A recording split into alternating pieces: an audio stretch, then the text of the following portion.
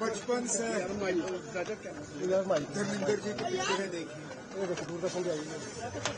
मेरी उम्र के आसपास जो लोग हैं उन्होंने और कोई पिक्चर देखी हो न देखी हो, शोले जरूर देखी है। मुझे बचपन से उनकी पिक्चरों का याद है, चाहे शोले हो, बर्निंग ट्रेन हो, शालीमार हो, पिक्चरों का हम नाम है जिनमें धर्मेंद्र जी आए हुए थे। आज ये खबर सुन के कि वो इस दुनिया में नहीं रहे, बहुत अफसोस हुआ। जानते हैं कि काफी अरसे से बीमार थे, लेकिन जब अस्पताल से घर गए तो उम्मीद की जा रही थी कि अब उनकी तबीयत ठीक होगी। लेकिन चलिए, ऊपर वाले को इतना ही मंजूर था। मैं अपने तरफ से उनके घर वालों को ताज़ियत का इजहार करता हूँ और भगवान उनकी आत्मा को शांति दे, ये हम प्रार्थना करेंगे। और क्या करें सर, जम्मू कश्मीर में बहुत आते थे, शूटिंग करते थे, जम्मू कश्मीर के लोगों की मेमोरीज उनके साथ बहुत ज्यादा है। ये तो पूरी फिल्म इंडस्ट्री के लिए लॉस है। उन्हें अब जम्मू कश्मीर आए हुए काफी साल हो गए, लेकिन ये सही है, जम्मू कश्मीर के वो दोस्त रहे हैं। अगर यहाँ शूटिंग के लिए नहीं आए तो छुट्टी मनाने के लिए आया करते थे 87-88 से। अब हम सब उन्हें इस चीज के लिए, और जैसे मैंने कहा, जो उन्होंने एक फिल्मों का एक जो उनकी एक कॉन्ट्रीब्यूशन रही, वो जो उन्होंने छोड़ा, इन चीजों को कोई भूलेगा नहीं। सर, माता वैष्णो देवी पे बवाल मचा हुआ है और उस पर कह रहे हैं किस लिए मचना, समझ नहीं आता किस लिए।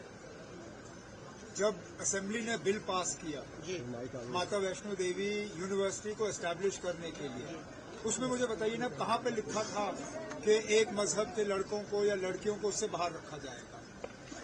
उस वक्त ये कहा गया था कि इसमें एडमिशन जो है मजहब देख के नहीं होगा, सिर्फ मेरिट देख के होगा। अब जब मेरिट के बुनियाद पे एडमिशन के फैसले हो जाते हैं तो कुछ लोगों को ये पसंद नहीं है। अगर आपको बिना मेरिट के एडमिशन करना है तो सुप्रीम कोर्ट से इजाजत ले लीजिए, क्योंकि जहां तक मैं जानता हूं बिना मेरिट के आप एडमिशन दे नहीं सकते हो। और यहां मेरिट को एक तरफ रख के सिर्फ मजहब देख के जो है एडमिशन के फैसले लिए जा रहे हैं, जो कि कम से कम जहां तक मैं जानता हूं हमारे मुल्क के आईन में इस बात की इजाजत नहीं है। अब कल को अगर हम मजहब देख के ये सारे फैसले करना शुरू करें तो क्या सोशल वेलफेयर की स्कीमें भी हम मजहब देख के की जाएं? क्या राशन की दुकान भी मजहब पूछना शुरू करें?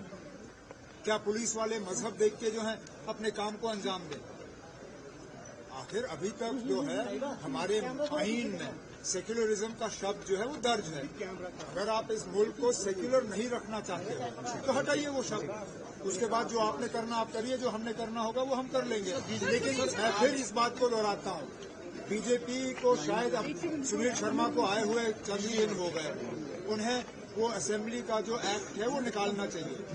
वो रिकॉर्ड में होगा, असेंबली के रिकॉर्ड में होगा। एलओपी हैं, असेंबली के सेक्रेटरी से वो रिकॉर्ड मांगे और देखें ना, जो बिल पास हुआ है उसमें कहीं पे ये दर्ज हुआ है कि मजहब देख के जो है सीटों का बंटवारा होगा। उसमें सिर्फ और सिर्फ मेरिट के बुनियाद पे सीटों का फैसला होना था इम्तिहान के बाद। अब इन बच्चों का क्या कसूर है अगर मेरिट जो है इम्तिहान में ये आगे आ गए? मेहनत करिए और इम्तिहान पास करिए और एडमिशन हासिल करिए। कोई बिजली हाइक नहीं है, कोई बिजली हाइक नहीं है। ये पता नहीं कहाँ से बात चली है। मैं पावर मिनिस्टर हूँ, अभी तक इस तरह का कोई फाइल, मेरी दस्तखत को छोड़िए, इस पे मेरे साथ कोई डिस्कशन भी नहीं हुआ है। कोई इस तरह का प्रस्ताव गवर्नमेंट के सामने नहीं है कि हम बिजली के फीस को हाइक करेंगे या नहीं करेंगे। हमने बजट में भी ये कहा था कि फिलहाल हम बिजली की फीस जो है वो बढ़ा नहीं रहे हैं। अब खामखा जो है इस चीज को जो है एक बहस का मुद्दा बनाया हुआ है। मैं आपसे दोबारा कहता हूँ, आप एज पावर मिनिस्टर इस तरह का कोई प्रपोजल मेरे सामने नहीं आया। सुनील शर्मा जो है एलजी मनोज सिन्हा से मिले हैं, उन्होंने आश्वासन दिया है। अब कैसे अश्योर करोगे ना? तो फिर आप सीधा कहिए ना कि माता वैष्णो देवी यूनिवर्सिटी और माता वैष्णो देवी अस्पताल। आप यूनिवर्सिटी को अस्पताल से अलग क्यों कर रहे हैं? फिर अस्पताल में भी कहिए ना कि ये माता वैष्णो देवी के चंदे का पैसे का अस्पताल है, इसमें मुसलमानों को या गैर हिंदुओं को इलाज नहीं दिया जाएगा। कहिए हम वहां इलाज जो है कराना बंद करेंगे। अब मैं फिर इस बात पे आता हूं ना, जब ये जमीन दी गई यूनिवर्सिटी के लिए, जब एक्ट पास हुआ असेंबली में, उसमें बिल्कुल क्लियर है कि मजहब देख के इन सीटों का बंटवारा नहीं होगा, सिर्फ मेरिट देख के होगा। अब मेरिट में अगर कुछ बच्चे पीछे रह गए और कुछ आगे निकले तो ये किसका कसूर है?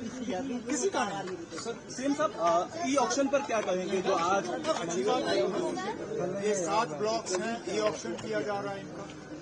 और मैं जैसे मैंने अपनी तकरीर में कहा, ये ब्लॉक्स किसी के हवाले नहीं किए जा रहे, मरकज पे इनका कंट्रोल नहीं होगा। Ministry of mines, government of India हमारी मदद कर रही है ताकि ट्रांसपेरेंट तरीके से ये अलॉट हो जाए, इनमें माइनिंग का काम शुरू हो जाए और लाइमस्टोन जो है वो सीमेंट के लिए एक बहुत जरूरी रॉ मटेरियल बनता है।